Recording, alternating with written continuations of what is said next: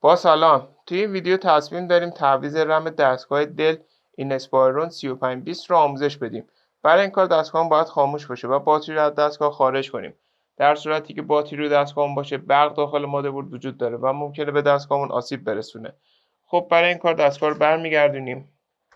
ابتدا باتری رو از دستگاه خارج میکنیم.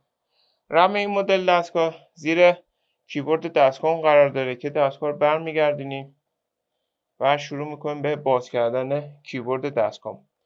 کیبورد دستگاه 4 تا خار داره که شروع میکنیم به باز کردن این 4 تا خار.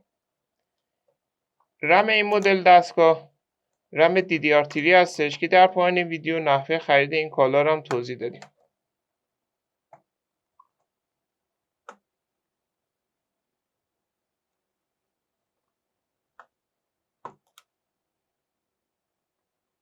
در هنگام باز کردن کیبورد هم به این نکته توجه داشته باشین که فشار بیش از حد ندین، چون باعث خرابی کیبورد یا خرابی قاب سی دستگاه میشه.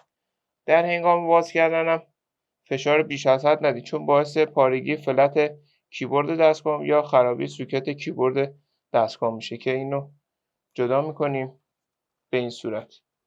خب رم ما در این قسمت قرار داره که با فشار دست زبونهای رم رو آزاد میکنیم به این صورت و رم رو از دستگاه خارج میکنیم. برای جا زدن دوباره رم اونو داخل شیار قرار میدیم و اونو به سمت پایین فشار میدیم. ما الان میتونیم رم جدیدمون رو جایگزین کنیم. حالا برای آشنایی با نحوه خرید این کالا به ادامه ویدیومون توجه کنید. برای خرید این کالا میتونید به آدرس www.iranfso.com مراجعه کنید و یا عبارت کامپیوتر افق رو به صورت فارسی در مرورگرتون جستجو کنید. بعد این کالا رو خریداری کنید.